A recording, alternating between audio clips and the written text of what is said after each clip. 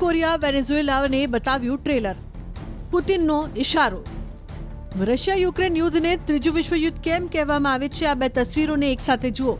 એક તસવીરમાં ઉત્તર કોરિયાના સર્વોચ્ચ નેતા Kim Jong Un American drone જેવા દેખાતા માનવરહિત કુમસોંગ ડ્રોનની યુદ્ધની તૈયારીઓનું નિરીક્ષણ કરી રહ્યા છે, જ્યારે બીજી તસવીરમાં દક્ષિણ અમેરિકા મહાદ્વીપમાં સ્થિત વેનેઝુએલામાં અમેરિકા સામે ભીષણ યુદ્ધની તૈયારીઓ શરૂ થઈ ગઈ છે.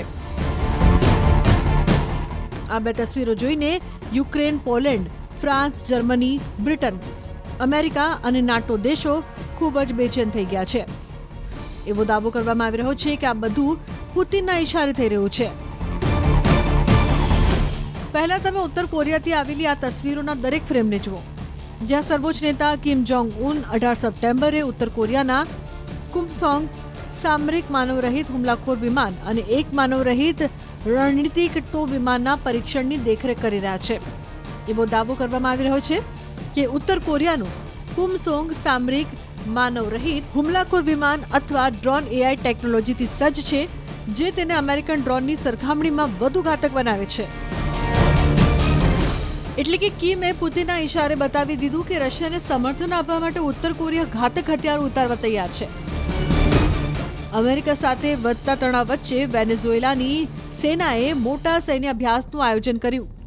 હવે તમે અમેરિકાના કટ્ટર વિરોધી અને દુશ્મન વેનેઝુએલાનો સૈન્ય અભ્યાસ જુઓ, જે સીધું અમેરિકા સામે યુદ્ધની તૈયારીઓ દર્શાવે છે. અમેરિકા સાથે વધતા તણાવ વચ્ચે વેનેઝુએલાએ 17 સપ્ટેમ્બરે પોતાના કેરેબિયન ટાપુ લા ઓર્ચિલા પર મોટા પાયે સૈન્ય અભ્યાસ શરૂ કર્યો છે. અધિકારીઓએ આને વિસ્તારમાં અમેરિકન સૈન્ય ગતિવિધિઓ સામે રક્ષણાત્મક પ્રતિક્રિયા ગણાવીને હજારો સૈનિકોને તૈનાત કર્યા છે.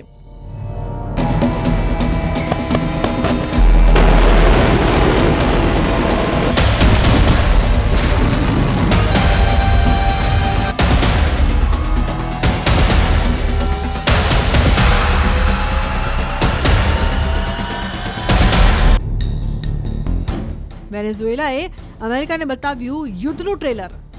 વેનેઝુએલાના સૈનિકો 3 દિવસીય અભ્યાસમાં ભાગ લઈ રહ્યા છે, જેને કેરિબ સોબેરાનો 200 એટલે કે સોવરેન કેરેબિયન 200 કહેવામાં આવે છે, જેમાં યુદ્ધ નૌકાઓ, વિમાનો, મિલિશિયા નૌકાઓ અને તોપખાનાએ ભાગ લીધો છે. આ અભ્યાસમાં સૈન્ય શક્તિનું પ્રદર્શન રાત્રે કરવામાં આવ્યું હતું, જેમાં વેનેઝુએલાના સૈનિકોએ ઇગ્લા S એન્ટી એરક્રાફ્ટ મિસાઇલો અને ભારે તોપખાનાથી ગોળીબાર કર્યો હતો.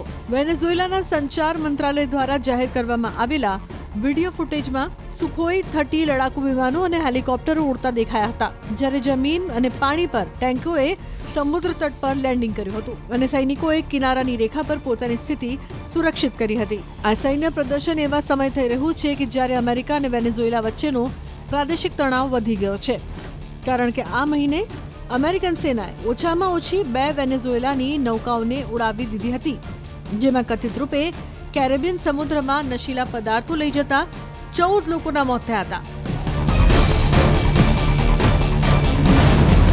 પુતિને તોડ્યો ટ્રમ્પનો ભરોસો, વધુ ઉગ્ર બનશે યુદ્ધ.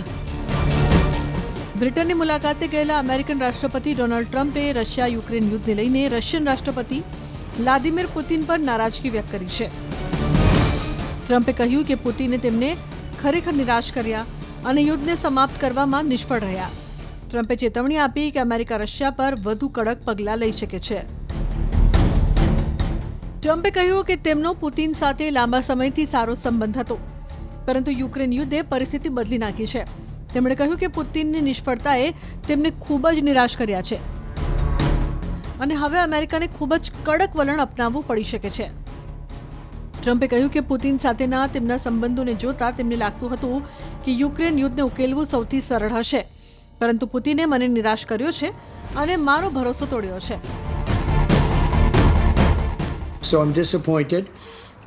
If you listen to some people, the ones like in Poland were shot down and they fell into Polish territory, but they shouldn't have been that close anyway. They were drones.